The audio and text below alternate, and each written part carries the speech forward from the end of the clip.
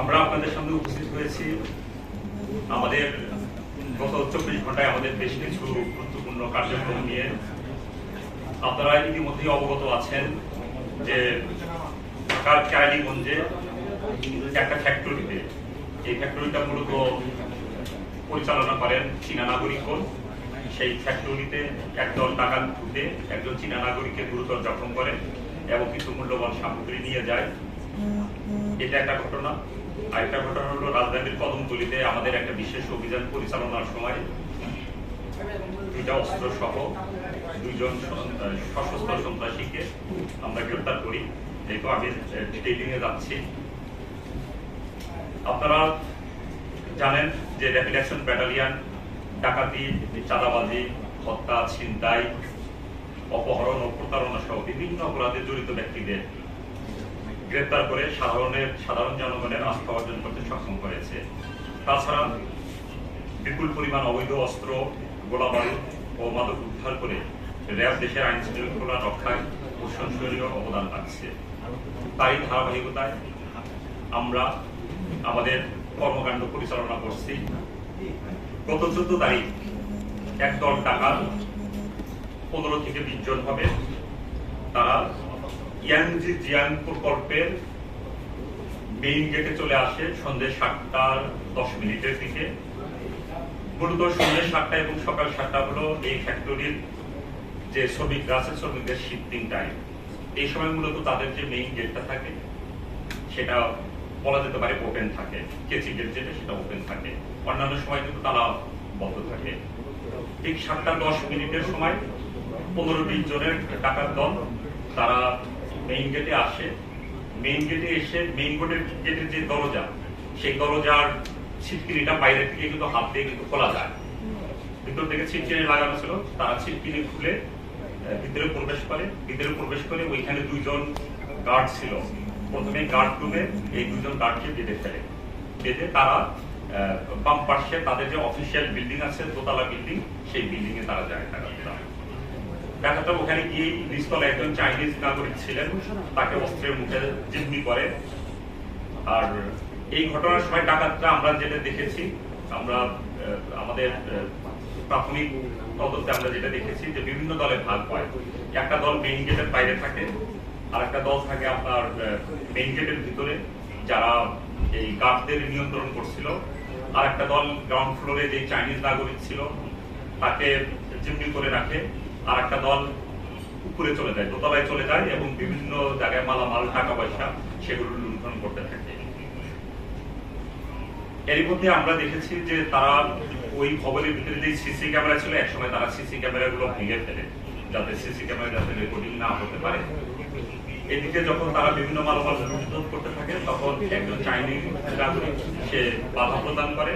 বাধা প্রদান করার ফলে তাকে ধারালো ছুরি দিয়ে তাকে কুপিয়ে গুরুতর জখম করে। এখন সে আদ্দিন হসপিটালে চিকিৎসাধীন আছেন। আমরা র্যাপিড অ্যাকশন ব্যাটালিয়ন খবর পাওয়া মাত্রই ঘটনাস্থলে আমাদের টিম ছুটে যায়। আমি নিজেও ব্যক্তিগতভাবে ঘটনার পর আমরা ঘটনাস্থল পরিদর্শন করে ওইখানকার যে তথ্যপত্র সেটা আমরা সংগ্রহ করি। এখানে আমাদের জন্য সুবিধা হয়েছে যে আমরা কিন্তু সিসিটিভির যে ফুটেজ আমরা সংগ্রহ করতে পেরেছি। আর ডাকাতরা পালিয়ে যাওয়ার সময় তাড়াহুড়ার সময় তাদের একটা ফোন দেখে যায়, সেটার সূত্র ধরেই আমরা আমাদের আবিধানিক কার্য পরিচালনা করি। এবং আমরা দেখেছি যে প্রায় 15 থেকে 20 জনের ডাকাত দল এই ঘটনায় অংশগ্রহণ করেছে। আমরা তাদের অনেককেই আইডেন্টিফাই করতে সমর্থ হই এবং আমাদের এদের গ্রেপ্তারের জন্য অভিযান পরিচালনা করতে থাকি।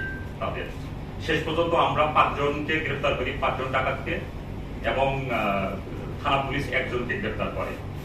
আমরা তাদের পজিশন থেকে 3টি বিদেশি দামি ব্র্যান্ডের ঘড়ি আমরা উদ্ধার করি, লুণ্ঠিত করি। আমরা 2টা মোবাইল ফোন পাই এবং 15,700 টাকা আমরা উদ্ধার করি। এই যে এই উদ্ধার অভিযান এবং গ্রেপ্তার অভিযান, এই অভিযানটা অব্যাহত আছে। এখানে যেটা দেখা গেছে যে 5 জনকে আমরা গ্রেপ্তার করেছি, এরা মূলত হলো কেরানীগঞ্জ এবং মুন্সিগঞ্জের বাসিন্দা। এরা প্রত্যেকেই কোনো না কোনো পেশার সাথে জড়িত আছে। কেউ এখানে অটো চালক আছে, কেউ রং মিস্ত্রি, রড মিস্ত্রি, বাস ড্রাইভার। তারা এইসব সাধারণ কার্যকর্মের পাশাপাশি তারা তাদের জিজ্ঞাসাবাদে যেটা আমরা জানতে পেরেছি যে তারা মোটামুটি তাদের দরিদ্রতার জন্যই তারা এই ঘটনাটা ঘটিয়েছে। আমাদের প্রাথমিক জিজ্ঞাসাবাদে আমরা এই তথ্যটা পেয়েছি। আরেকটা ঘটনা, আমরা মাদক উদ্ধারে যাই আপনার যাত্রাবাড়ি ক্যাম্পের একটা দল কদমতলী এলাকায়। সেখানে সেই অভিযানে গিয়ে আমরা দুর্ধর্ষ 2 জন অস্ত্রধারী সন্ত্রাসীর আমরা খবর পাই। তৎক্ষণাৎ তাদের সেখানে আমরা অভিযান পরিচালনা করে অস্ত্র সহ 2 জন সন্ত্রাসীকে আমরা গ্রেফতার করি। এর ভিতরে একজন হল জিতুর বিরুদ্ধে 12টি মামলা আছে। বড় ধরনের সকল অপরাধের সাথে সে জড়িত। তার বিরুদ্ধে হত্যা মামলা আছে, ডাকাতি মামলা আছে, মাদকের মামলা আছে, অস্ত্রের মামলা আছে, 12টি মামলা। এবং আরেকজনকে আমরা গ্রেফতার করি অস্ত্র সহ, তার নাম হল হুমায়ুন হোসেন রনির বিরুদ্ধে কদমতলী থানায় বিভিন্ন রকমের 9টি মামলা আছে। মূলত এরা মাদক ব্যবসা করত এবং এই মাদকের ব্যবসা নিয়ন্ত্রণের জন্য বিভিন্ন ধরনের সন্ত্রাসী কার্যকলাপ পরিচালনা করত। এদের কাছ থেকে আমরা একটি বিদেশি পিস্তল, একটি 1 বন্দুক ও 6 রাউন্ড গুলি আমরা উদ্ধার করি। এদের বিরুদ্ধে নিয়মিত মামলা, অস্ত্র আইনে ডিএমপি ঢাকার কদমতলী থানায় নিয়মিত মামলা রুজু হয়েছে। আপনারা ইতিমধ্যে অবগত আছেন যে গত 12 তারিখে আমরা একটা অভিযানে যাই পাবনা সদরে। সেখানে আমরা অভিযান পরিচালনা করে 4টি আগ্নেয়াস্ত্র সহ 4 জন সন্ত্রাসীকে আমরা গ্রেফতার করতে সক্ষম হই। এই ছিল আজকে 3টি বিষয়ের ব্রিফিং। আমরা আমাদের যেই কার্যক্রম, সেই কার্যক্রম আমরা অব্যাহত রাখবো এবং আমাদের প্রচেষ্টা থাকবে র্যাপিড অ্যাকশন ব্যাটালিয়নের আমাদের যে ভালো কাজ, আমাদের যে দায়িত্বশীল কাজ, দেশের মানুষের নিরাপত্তা বিধান করা, সেই লক্ষ্যে আমরা আমাদের যে কার্যক্রম সেটা অব্যাহত রাখবো। তাছাড়া আমাদের এই যে প্রতিটি কর্মকাণ্ড, আমাদের যে 3টা গুরুত্বপূর্ণ অভিযান করেছি, আমাদের নতুন যোগদানকৃত ডিজি মহোদয়ের নির্দেশনা ক্রমেই আমরা আমাদের যে কার্যক্রম আমরা আরো বেগবান করছি। তাছাড়া এডিজি অপারেশন মহোদয় আমাদের যে নির্দেশনা দেন, সেই নির্দেশনা অনুযায়ী আমরা কাজ করি।